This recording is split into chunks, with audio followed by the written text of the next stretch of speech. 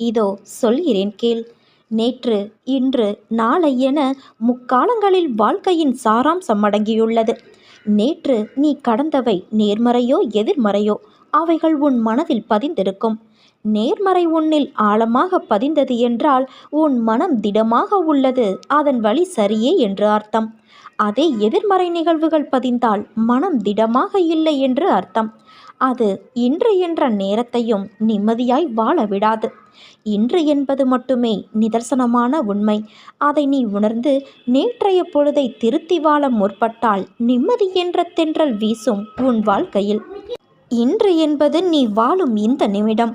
அடுத்த நிமிடம் என்ன நடக்கப் போகிறது என்பது உனக்கு தெரியாது.